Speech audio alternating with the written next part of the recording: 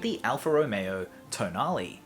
It's a compact premium SUV, it's from Italy, it's probably going to be Alfa Romeo's top-selling vehicle, and it's also an NFT. Now you've probably been hearing a fair bit about NFTs over the past year or so. They've kind of become a little bit of a popular thing. Even Jimmy Kimmel has gotten into them, which kind of makes them a little less cool, in my opinion. This is my ape. Yours. Anyway, what is it? The general idea, the general understanding of what NFTs are is that they're a way of acquiring, collecting, and selling digital artwork. But what exactly is an NFT? Is it the artwork itself? Is it something that's embedded or hidden within it? And more importantly, why on earth is Alfa Romeo using NFT technology in a car? A car ain't no JPEG, after all. Well, those letters stand for non-fungible token, and you probably only understood two of those words. The middle word, the F word as it were, can pretty much be substituted with fakeable or forgeable. Essentially, an NFT, a non-fungible token, is something that cannot be replicated. There is only one of them, it's unique, you can't fake it. And that is the real utility behind Alfa Romeo's use of NFT technology in the Tonale. By the way, every time I say that, Tonale, I keep getting reminded of tamales.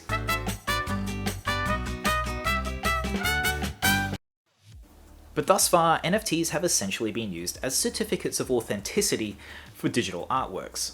Paid for with cryptocurrency, an NFT grants you the right to say that you have a stake of ownership in the artwork that it's attached to, and you can transfer that to whoever you wish for whatever price you wish.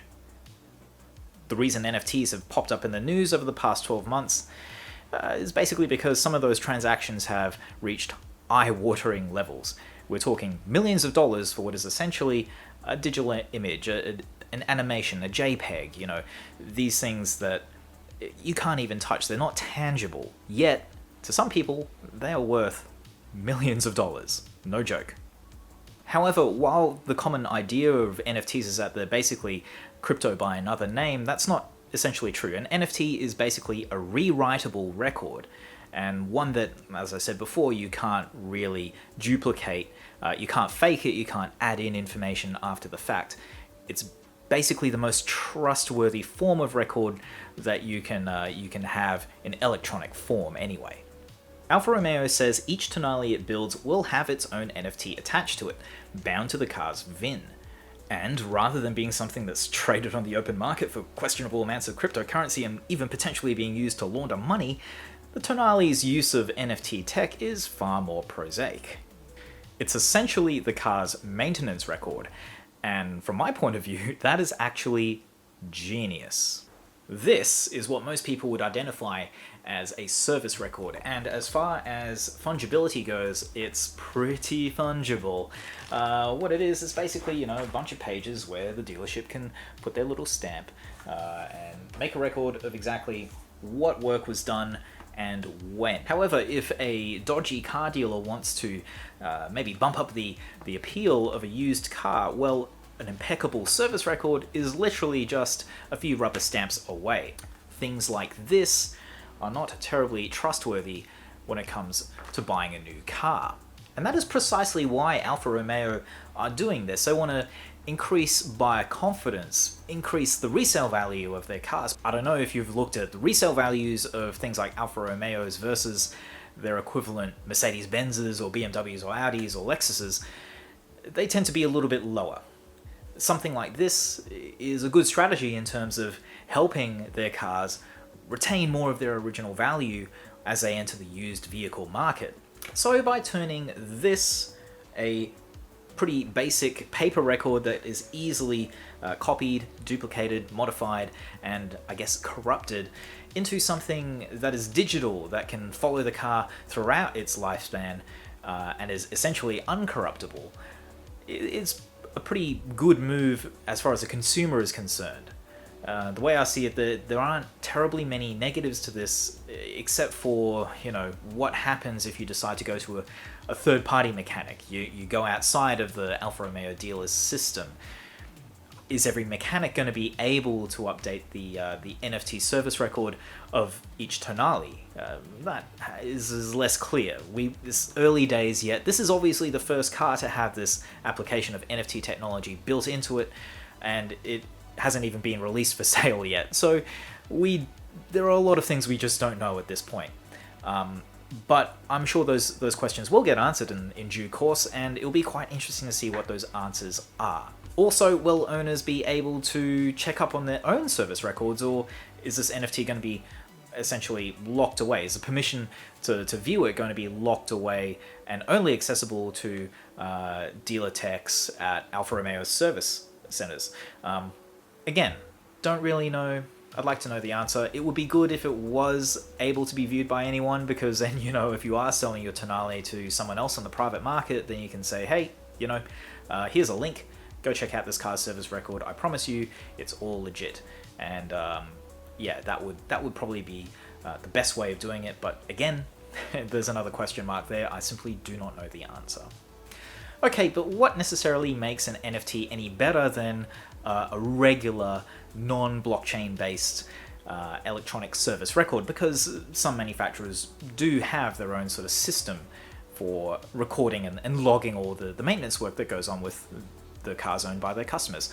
Well, the difference there is that an NFT works on the blockchain principle, and if you're not familiar with it, please go and Google it, because I don't want this video to be half an hour long. It's kind of a long thing to explain. But essentially, because it works on a blockchain principle, every single change that's made to the NFT itself, as in the information that's contained within it, that has to be validated by the network as a whole. Every single computer, server, whatever that's connected to this particular blockchain would have to agree.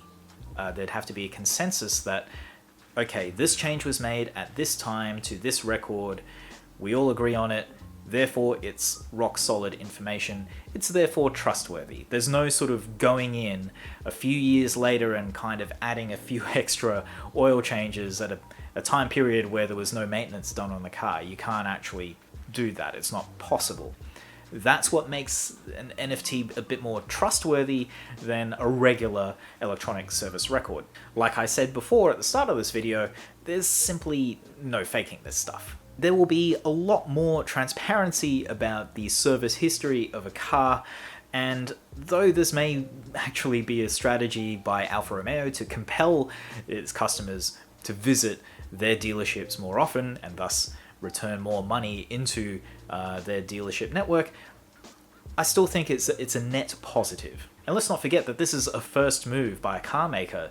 This is the first application of NFT tech in a car, and it has like genuine real-world applications here. It's not just a gimmick. You see a headline on the internet that's saying, "Oh, Alfa Romeo is using NFTs now," and you think, "Oh, that's just a gimmick." They're just jumping on a bandwagon to get a little bit more, marketing zhuzh around their car. It's not necessarily true. I think this is actually something that's well thought out and actually going forward a pretty good feature to have in a car. Oh, also, we should probably talk a little bit about potential negatives, because when it comes to NFTs, their reputation is not exactly squeaky clean. A lot of criticism of NFTs comes down to the environmental cost of them, because minting NFT, the creation of an NFT, requires quite a bit of energy. At least it does on the traditional blockchain networks that most people use when they're trading NFTs as art.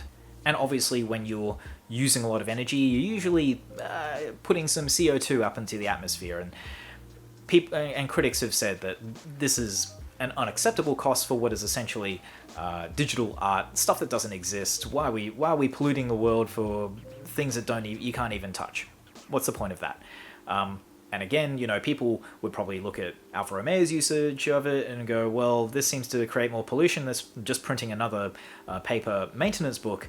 So why are we doing it? And well, it's not actually that simple. There's actually quite a few blockchains that you can use for NFTs. And not all of them are the type that produce a whole lot of pollution. The one that most people have been using up until now uses Ethereum as the cryptocurrency for transactions, and that yeah, that there's definitely an environmental cost to that one. However, there are other ones that use a different method of validating the information. It's the difference between proof of work, which is the one that creates pollution, and proof of stake. And proof of stake tends to not really create that much pollution at all. Alfa Romeo haven't said which sort of technology they're using for their NFT program. I would hazard a guess, though, that they've anticipated the whole, don't pollute thing and gone with the one that produces much less pollution. So, again, I'm speculating here. We don't have all the information from Alfa Romeo that I kind of wish we did, but I would expect them to be environmentally responsible, because car makers who aren't environmentally responsible these days really do get dragged through some shit. Anyway, I think that just about sums it up. This is a pretty interesting use of emerging technology. It's still very, very early days in terms of NFTs and what they can do. And it's quite fascinating to see a manufacturer like Alfa Romeo take the leap and integrate it with their cars this early in the piece. I'm quite interested to see how it shapes up, what final form it takes when the Tonale does arrive in showrooms and into the hands of users. And I'm also very interested to see what other manufacturers follow Alfa Romeo's lead, because to me it seems like a real solid win, a bit of a no-brainer when it comes to adding value to a car beyond just the nuts and bolts of it, the physical vehicle. In terms of after-sales care, I think this is genuine innovation, and I'm curious to see who else follows this lead. Anyway, that I think is all for today. Thanks so much for watching, guys. If it has been educational to you, if there's someone else out there that you think might get something out of this video, then please, you know what to do. Share it. Also, like, subscribe, all that stuff. I do really appreciate it. And thank you for watching. I will see you in the next video. Bye.